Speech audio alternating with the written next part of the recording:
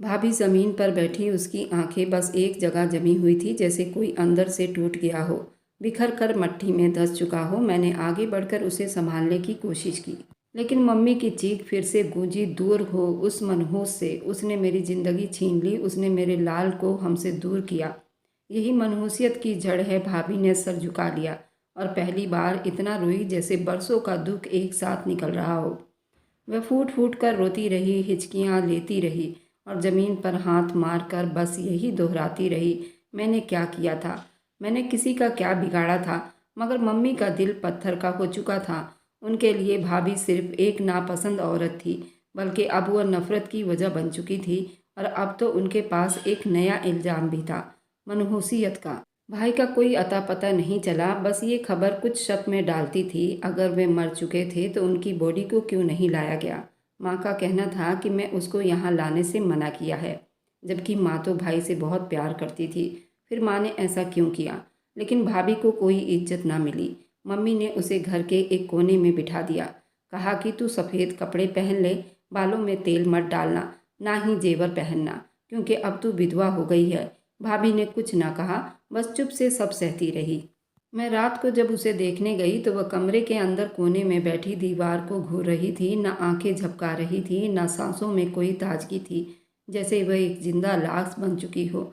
मैं उसके पास बैठ गई, उसका हाथ थामा। वह चौंकी, मेरी तरफ देखा। उसकी आंखों में एक ऐसा खालीपन दिखा कि मेरा दिल दहल गया। क्या सच में वह मनहूस थी? उससे मैंने धीरे से पूछा, जैसे उसके हलक में कुछ फंस गया हो। वह कुछ बोल नहीं सकी, फिर सर हिला दिया। नहीं भाभी, ऐसा मत कहो, तुम तो सिर्फ एक मजबूर औरत हो, तुम कोई पाप नहीं कर सकती। मगर ये वो दिन था जब मुझे लगा कि मेरी माँ सास वाली कोई कर्तव्य नहीं निभा रही, वह तो सिर्फ नफरत कर रही हैं। अब इंसान और हमदर्दी की जिद में खुद अपने बच्चे की कातिल बन चुकी थी। सुबह की रोशनी अभी पूरी तरह से फैली भी नहीं थी कि मम्मी की कर्कश सी आवाज़ पूरे घर में गूंजने लगी, निकालो इसे बाहर, तुम्हारी सेवा का टाइम खत्म हो गया। मम्मी ने दरवाज़ा खोलकर भाभी को हिलाकर जगाया। वह लड़की जो अब विधवा के रूप में दिन रात दुख सहती रहती थी, धीरे धीरे बिस्तर से उठी। कमजोरी के मारे उसके पैर कांप रहे थे, पर मम्मी को उसके तकलीफ से कोई मतलब नहीं था। चल मेरे साथ, मम्मी ने उसे बाजू से पकड़कर और उसे कमरे से बाहर खींच लाई। मैंने ये सब देखा तो मेरा दिल चीख उठा, लेकिन जुबान बंद रही। आज 100 रोटियां पकाओगी, सुन रही हो ना, 100 रोटियां, और जब तक मैं ना कहूँ तुझे चूल्हे के पास से हटना नहीं। और अगर रोटी एक भी कच्ची हुई तो देखना तुम्हारे साथ में क्या करती हूँ। मम्मी के आवाज़ में जहर था और भाभी के चेहरे पर वही पुरानी उदासी। ना कोई उम्मीद, ना कोई आंसू, ना शिकायत। वह चुपचाप किचन में चूल्हे के पास बैठ गई। मैंने देखा उसके हाथ पहले ही जले हुए थे जब दोबारा गैस पर जलने के लिए तैयार थी। घर में मेहमान आए हुए थे, मौसी, बुआ, चाचा, चाची, ये सब मेहमान थे। ये सब मम्मी के आसपास बैठे थे, बातें कर रहे थे। भाभी के लिए किसी ने कुछ न कहा, जैसे वह इस घर की कोई खास इंसान नहीं। और तो और ताना मार गए कि तुम्हारे बेटे को लगता है यही खा गई, बहू के लक्षण अच्छे नहीं। वह गरम गरम रोटियां एक एक करके तैयार कर रही थी और भाभी की हालत बहुत ख़राब थी। उसके बाद भी वह चूल्हे पर काम कर रही थी और ताज़ी ताज़ी गोल गोल रोटियां बना रही थी। रोटियों की महक चारों तरफ फैली हुई थी। मैंने कुछ आगे बढ़कर मदद करने की कोशिश की थी, मगर मम्मी की आंखें मुझे रोक लेती थी। आखिरकार सब खाने की मेज पर बैठे। खुशबूदार सब्जी रोटियों के साथ पूरा टेबल सजा हुआ था। मम्मी ने सबको अपनी तरफ ध्यान दिलवाया और सबसे यही कहा कि ये सब कुछ मेरे कहने पर बनाया गया है। उस कलमुही को तो कुछ भी बनाना नहीं आता। आज काम आया उस मनहूस का दिमाग। भाभी एक कोने में ज़मीन पर बैठी थी, चेहरे पर राख, कपड़ों में आटा और आंखों में सूजन, जैसे इंतजार में थी शायद कोई और आवाज़ दे, कोई कहे कि आओ तुम भी बैठो। मगर सब अपनी प्लेट में बिजी थे। मम्मी ने उसकी तरफ देखा, फिर गुस्से से बोली, उसे खाने की ज़रूरत क्या है, उसका बोझ उठा रहे हैं, यही काफ़ी है। मैंने भाभी के चेहरे पर एक साया सा उतरते देखा, जैसे किसी ने उसकी आखिरी उम्मीद भी छीन ली हो। वह धीरे से उठी, जूतियों के पास जाकर बैठ गई। मम्मी ने एक पुरानी प्लेट में बचा हुआ सब्जी और रोटी रखी, उसके सामने रख दिया। ये ले, तेरी किस्मत में यही है। मैंने सब्र करते अपने ही नाखून अपने हाथों में मार ली। आखिर मेरी माँ भाभी से इतना नफरत क्यों करती थी। मेरे आंखों के किनारे भीग गए, पर मैं कुछ बोल ना सकी। भाभी ने झुकी गर्दन के साथ प्लेट को देखा और धीरे धीरे रोटी तोड़कर खाने लगी। मगर वह उस खाने को खा नहीं रही थी, बस निगल रही थी। मम्मी ने एक गुस्सैली नज़र उस पर डाली, जैसे ये सब उसकी परवरिश का कमाल हो। उस रात जब सब सो गए, मैं चुपके से किचन में गई। भाभी अभी वहीं थी, चूल्हे के पास ज़मीन पर बैठी अपना जला हुआ हाथ थामे हुए थी। मैं उसके पास बैठकर उसका हाथ थामना चाहा तो वह चौंक गई। मैंने कहा, भाभी, आप इतना सब कुछ क्यों सहती हो? कुछ बोलती क्यों नहीं? तुम अपने लिए आवाज़ क्यों नहीं उठाती? अगर तुम अपने लिए आवाज़ उठाओगी तो शायद मैं तुम्हारा साथ दूंगी। तुम इतना चुप होकर न जाने क्या साबित करने में लगी हो। माँ को और ज़्यादा बढ़ावा दे रही हो। तुम्हारा पति भी तुम्हें छोड़कर न जाने किस दुनिया में गुम है। मुझे तो लगता है ये सब झूठ है। भाई मरा नहीं, वह सिर्फ गायब हुआ है। मैं भी उससे चुप करके बात कर रही थी, माँ के डर से।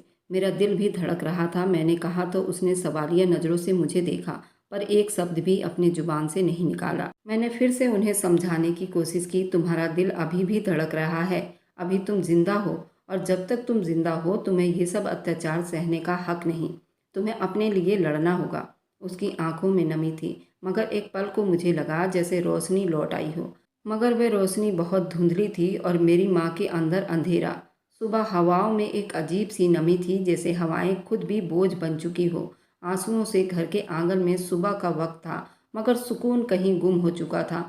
मैं अंदर कमरे में बैठी शीशे के सामने अपना दुपट्टा सीधा कर रही थी कि माँ की आवाज़ पीछे से गूंजी, तैयार हो जाओ, बहू के मायके से तुम्हें देखने आ रहे हैं। मुझे समझ नहीं आ रहा था मेरी माँ ऐसा क्यों कर रही थी। एक तरफ तो मेरी माँ मेरी भाभी के मायके वालों से इतनी मोहब्बत कर रही थी, दूसरी तरफ मेरी शादी भी उनके परिवार में करना चाहती थी। शायद भाभी के पिता इस दुनिया में नहीं थे। मेरी भाभी के सिर्फ भाई और माँ थी, और जो भाभी की माँ थी वो मेरी मम्मी की पक्की सहेली थी, और भाई की शादी भी मेरी माँ ने ही अपनी पसंद की लड़की से करवाई थी। तो फिर उस लड़की से इतनी नफरत क्यों थी? आखिर इसका राज क्या था? मैं आज ये सब ठान कर बैठ गई थी कि भाभी के मायके से आखिर उसका भाई और उनकी माँ उससे अभी तक मिलने क्यों नहीं आए, और इसका हाल खबर क्यों नहीं लेते। मुझे देखने भाभी का भाई और उसके दोस्त आए, और भाभी की खुद माँ भी आई। मैंने महसूस किया वे लोग भाभी को अनदेखा कर रहे थे, जैसे वे लोग भाभी के कुछ लगते ही ना थे। ना ही भाभी का हुलिया देखकर किसी ने कुछ जानने की कोशिश की। ऐसा लग रहा था जैसे वो भाभी को जानते ही ना हो। आखिर एक माँ और भाई ऐसे कैसे हो सकते हैं? जबकि यही उनकी इकलौती लड़की थी, तो फिर क्यों भाभी से गैरों वाला बर्ताव कर रहे थे? आखिर बात क्या थी, और असली वजह क्या थी? और आज तक माँ क्यों अपने कमरे में उसे लेकर सोती रही और मुझसे बात तक ना करने देती, और उसके साथ जानवरों से भी बदतर व्यवहार करती? आखिर इस सब की असली वजह क्या थी? मैं अब जानना चाहती थी। रोनित ने मुझे देखा और देखते ही पसंद कर लिया। क्योंकि मैं रोनित को कई बार मिल चुकी थी, तो इसमें नई बात कोई नहीं दिखी। मैं रोनित से बहुत कुछ पूछना चाहती थी, पर वह अकेला नहीं था, अपने दोस्तों के साथ बैठा था, जिसके कारण मैं उससे कुछ ना पूछ सकी। वे लोग चले गए। एक बार भी पलटकर भाभी का हालचाल नहीं पूछा। ये कैसी माँ थी और कैसा भाई था, जिसे अपनी बहन की ऐसी हालत पर भी दया नहीं आया। वे लोग चले गए, लेकिन मेरी माँ का पारा हाई हो गया था। वह भाभी पर चिल्ला उठी, क्योंकि मैंने मम्मी से कई सवाल पूछ लिए थे। मैंने माँ से कहा था, अगर भाभी उनकी इकलौती बेटी है तो फिर उन लोगों को उनके ऊपर दया क्यों नहीं आया? उन लोगों ने भाभी से एक बार भी नहीं पूछा कि तुम कैसी हो। माँ, मैं ये सब जानना चाहती हूँ, मुझे आज आप सब बताओगी? नहीं तो माँ, मैं ये शादी नहीं करूँगी। बस इतना कहना था कि माँ ने अचानक गुस्से में भाभी के ऊपर हमला किया और उनके मुंह पर थप्पड़ दे मारा। मैं सदमे में उछल पड़ी। वह लड़की जो पूरे घर के लिए दिन रात मेहनत करती थी, जिसे कभी नज़र उठाकर बात तक नहीं की, आज किस पाप की सज़ा पा रही थी? आखिर असली वजह क्या थी? माँ हम लोगों को क्यों नहीं बताना चाहती थी? मम्मी, ये तो बस मैंने कुछ कहना चाहा, तुम चुप रहो। तुम कुछ नहीं जानती, ये लड़की बहुत चालाक है। तुम्हारे छोटे भाई को भी अपने जाल में फंसाने की कोशिश कर रही थी। भाभी जमीन पर गिर चुकी थी, आंखों से आंसू बह रहे थे, मगर होठों से कोई आवाज़ नहीं निकल रही थी। वह रो भी इस तरह रही थी जैसे उसे रोने की परमिशन भी ना हो। मेरे दिल में एक चीख उठी, मगर वह होठों से बाहर ना आ पाई। भाभी ने धीरे धीरे जमीन से खुद को उठाया, दुपट्टे से आंखें पोंछे और कमरे की तरफ चली गई। मैं उसके पीछे लपकी, मगर वह दरवाज़ा बंद कर चुकी थी। मैंने दरवाजे से कान लगाकर सुना। अंदर बस चुप्पी थी, एक ऐसी चुप्पी जो दिल चीर देने वाली थी। मैं उस रात सो ना सकी। मैंने सोचा, क्या सच में कोई औरत सिर्फ खूबसूरती की वजह से नफरत के काबिल हो सकती है? लड़की में ऐसी कोई गलती नज़र नहीं आती थी। ये लड़की सब कुछ इतना बर्दाश्त क्यों कर रही थी? आखिर असली वजह क्या थी? मुझे अब सब कुछ जानना था। उस दिन मम्मी का चेहरा पहले से ज़्यादा गुस्से में लग रहा था। शायद अंदर का जहर अब पूरे बदन में उतर चुका था। वह कमरे से बाहर निकली, भाभी को बुलाया और बोली, आज तेरा हुस्न भी छीन लूंगी ताकि तुझे किसी आईने से भी शर्म आए। मैं आंगन में खड़ी थी और ये सुनकर जैसे मेरे कदम जमीन में धंस चुके थे। तू विधवा है, तुझे संवरने की कोई ज़रूरत नहीं। चमकते बाल, ये आंखों की चमक सब छीन लूंगी। मम्मी बड़ी बेशर्मी से उसे ललकार रही थी। भाभी के आंसू बराबर बहते जा रहे थे, लेकिन वे चुप थी, जैसे हर दर्द सहने की आदी हो चुकी हो। मम्मी ने जले हुए शब्दों में कहा, अब तो पूरी विधवा लगेगी, अब कोई तुझे घूरेगा नहीं। मम्मी ने एक फटा पुराना सफ़ेद जोड़ा भाभी की तरफ फेंका। मैं चीखना चाहती थी, भागकर भाभी को अपने सीने से लगाना चाहती थी, मगर मेरे पाँव ने काम करना छोड़ दिया था। माँ का डर मुझे झकझोर देती थी। दोपहर को किचन में जब वो पकोड़े बना रही थी, हाथ की कपकपाहट से कुछ पकोड़े जल गए थे और मम्मी की नज़र जैसे जले हुए पकोड़े पर गई। माँ बिल्कुल आग बबूला होकर किचन की तरफ भागी, चिमटा उठाया और उसके हाथ पर दे मारा। तू जानबूझकर जलाती है खाना ताकि हमें जहर दे सके, सबको ख़त्म करना चाहती है तू। मम्मी ने एक जोरदार धक्का दिया। वह लड़खड़ाती हुई किचन के दरवाजे से टकराई और दुपट्टा सर से सरक गया।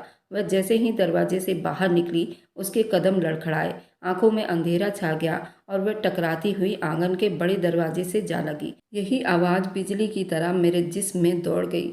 मैं भाग कर बाहर आई तो मेरी आंखों से आंसू निकल आए। दरवाजे पर छोटा भाई खड़ा था, जो कई महीनों के बाद शहर से घर वापस आया था। चेहरे पर थकन मगर आंखों में सवाल की आग। उसने भाभी को सहारा दिया, उसका जला हुआ हाथ देखा, उसके गालों पर बहते आंसू और बिखरे हुए बालों को देखा और फिर आंखें बंद कर ली, जैसे अंदर का तूफान अब बेकाबू होकर बाहर आ गए हों। ये क्या किया आपने? उसकी आवाज़ उभर आई, गुस्से और दुख में लिपटी हुई। मम्मी पीछे से आई और बोलती, तू वक्त पर आ गया, देख ले अपने महबूबा की हकीकत। जली हुई हथेली, बिखरे बाल और चेहरे पर मासूमियत, जैसे बहुत भोली बनने की कोशिश कर रही हो। छोटे भाई ने माँ की तरफ देखा और पहली बार मुझे लगा जैसे उसके चेहरे पर बहुत गुस्से के साथ साथ नफरत का एक साया भी उभर आया हो। मम्मी, आपको भगवान का डर नहीं हुआ? आप क्यों उनके ऊपर इतना अत्याचार करती हैं? आज मुझे वह सब कुछ जानना है जिसके आग में और नफरत में आप जलकर राख हो रही हैं। आखिर ऐसी कौन सी गलती की है भाभी ने जिसकी सज़ा आप उसे दे रही हैं? अगर आज आपने वह नहीं बताया तो मैं वह कर गुजरूंगा जो मैंने कभी किया भी नहीं। और आप जो इसके किरदार पर बार बार उंगली उठा रही हो, तो यही सही, आज मैं इनसे शादी करके वह सारी समस्याओं को ख़त्म कर दूंगा। 2 साल बाहर रहने के बाद भी आप यही इल्ज़ाम लगा रही हैं कि इसका चक्कर मेरे साथ चल रहा है, तो ठीक है, आज मैं इस समस्या को हमेशा के लिए ही मुक्त कर दूंगा। अगर ये विधवा है तो आज मैं इससे शादी करके इसको फिर से सुहागन बना दूंगा। और छोटे भाई रवि ने भाभी का हाथ पकड़ा और सीधे मंदिर की तरफ चला गया। वहाँ मंदिर में शादी करके लौटे। आज भाभी के आंखों में कुछ अलग ही चमक था। वह सीधे अपने कमरे में चली गई और मम्मी के पैरों तले से जमीन निकल गई। वह गुस्से में चुप होकर आंगन में कई घंटे बैठी रही। वह अब ना बोल पा रही थी, न सुन पा रही थी। भाभी अपने कमरे में चुप बैठी थी और आज उनके चेहरे पर कुछ अलग ही चमक थी।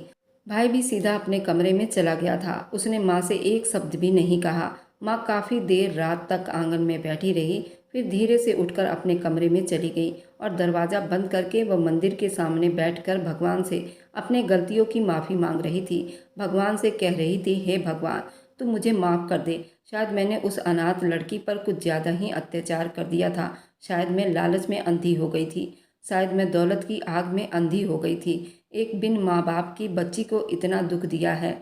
हे भगवान, तू मुझे माफ़ कर दे और मुझे कोई अच्छा रास्ता दिखा दे। मैं अपने छोटे बेटे और अपनी बहू का अब कभी सामना नहीं कर सकती। मैं अपने माँ के दरवाजे के बाहर खड़ी होकर कान लगाकर सुनने की कोशिश कर रही थी। माँ बहुत ज़ोर ज़ोर से रो रही थी, अपने किए की माफ़ी मांग रही थी।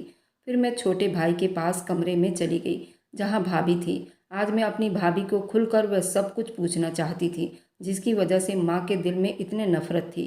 भाभी ने जो कुछ बताया, मेरे पैरों तले से ज़मीन निकल गई। भाभी ने बताया उनकी सौतेली माँ और उनका भाई उनकी शादी ज़बरदस्ती मेरे बड़े भाई से करवाना चाहते थे। उनकी सारी दौलत मेरे भाई के नाम करवा देना चाहते थे, लेकिन भाभी छोटे भाई को चाहती थी और अब बड़ा भाई किसी और से मोहब्बत करता था। उसने शादी से बिल्कुल मना कर दिया था और सौतेली माँ के भी एक बेटी थी। वह अपनी बेटी से मेरे छोटे भाई की शादी करना चाहती थी, जिस वजह से ये सारी गलतफहमियाँ पैदा हुई थी। माँ ने दौलत की लालच में भाई से ज़बरदस्ती उसकी शादी करवाई। जो कि भाई दूसरे ही दिन उसे छोड़कर विदेश चला गया था और उसने अपने प्रेमिका से ही शादी कर वहीं रहने का फैसला कर लिया था। उस रात जो फ़ोन आया था उसने भाभी को डिवोर्स दिया था ताकि भाभी दूसरी शादी कर ले। पर माँ ने ये सारी झूठी कहानी बताई, भाई विदेश में मर गया है। कहानी बताई कि भाई विदेश में मर गया है, भाभी को वह इतना टॉर्चर करे कि वह सारी दौलत हम लोगों के नाम कर दे और देर रात को अपने कमरे में बुलाकर उसे अलग अलग तरह से टॉर्चर करती थी और उसे धमकाती रहती थी। तुम मेरी बेटी से दूर रहे और मेरे छोटे बेटे से दूर रहे ताकि उनको असली सच्चाई पता ना चले, और अगर तूने कुछ भी बताया तो मैं तुझे जिंदा जला दूंगी। इसलिए भाभी बहुत डर रही थी क्योंकि उनके आगे पीछे कोई नहीं था। वे अनाथ थी और उनके पति भी उन्हें अपनाने से मना कर रहे थे। इस वजह से वो अपनी ज़िंदगी से हार चुकी थी। लेकिन उन्होंने कभी स्वीकार नहीं किया कि वे अपनी सारी दौलत हमारे नाम कर दे। वह हमेशा मना करती रही, मैं मर कर भी कभी ये नहीं करूँगी, चाहे मेरे मरने के बाद सारी दौलत ट्रस्ट के नाम चली जाए, मैं ये दौलत तुम लोगों के नाम नहीं करूँगी। उनका बराबर यही कहना था, जिसकी वजह से माँ हमेशा उससे नफरत करती रही और हम दोनों से भाभी को वह अलग करती रही ताकि हमें कभी असलियत का पता ना चले। अब जबकि भाई उनसे शादी कर चुका था और उनकी भी यही चाहत थी कि मेरे छोटे भाई से शादी हो और उनका मोहब्बत भी उन्हें मिल गया था, तो उनको अब किसी चीज़ की कोई परवाह नहीं थी। भाई को जब यह हकीकत का पता चला तो उनके पैरों तले से ज़मीन निकल गई थी और उन्होंने भाभी को बहुत डांटा और कहा कि ये बात पहले भी बता सकती थी। भाभी ने कहा कि मैं ये नहीं जानती थी कि आप मुझसे प्यार करते हो या नहीं, मैं ये जानना चाहती थी कि आप ये कब तक बर्दाश्त कर पाओगे। वह एक तरफा प्यार को कभी सहारा देना नहीं चाहती थी और आज जबकि भाई ने खुद उनसे शादी की थी तो वह बहुत खुश थी और वह उनके आगे कुछ बोलना नहीं चाहती थी और वह सब कुछ भूल कर अपने जीवन को खुशी से बिताना चाहती थी। मैं भी भाभी को गले से लगा लिया और कहा कि भाभी, तुम्हें अपनी दौलत किसी के नाम करने की ज़रूरत नहीं। तुम मेरी माँ को और अपनी सौतेली माँ को कभी माफ़ मत करना। मैं कभी नहीं चाहूँगी कि इन दोनों को कभी माफ़ी मिले। और मैंने भी अपना रिश्ता ख़त्म कर लिया था। मुझे रोनित से शादी नहीं करनी थी क्योंकि वह दौलत की लालच में आकर मुझसे शादी कर रहा था।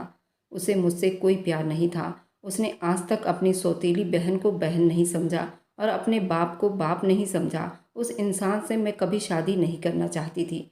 मैंने माँ को जाकर मना किया कि मुझे ये शादी नहीं करनी और मैं कभी रोनित से शादी नहीं कर सकती। पर माँ भी अब बहुत शर्मिंदा थी। वह अपने किए पर बहुत पछता रही थी। माँ ने मेरी बात को मान ली और इस रिश्ते को तोड़ दिया और उन लोगों से हमेशा के लिए अपना रिश्ता ख़त्म कर लिया। भाभी ने भी जाकर उन लोगों से अपना मकान खाली करवा लिया। उनको एक जगह का मकान दे दिया ताकि उसमें अपना जीवन व्यतीत कर सकें और जितनी दौलत थी भाभी ने उसे संभाला और अपने बाप का कारोबार भी खुद करने लगी। भाभी एक पढ़ी लिखी औरत थी और समझदार थी, लेकिन उसके अपनों ने उसे इस दलदल में झोंक दिया था। अब भाभी बहुत खुश थी। मेरे छोटे भाई से वो बहुत प्यार करती थी।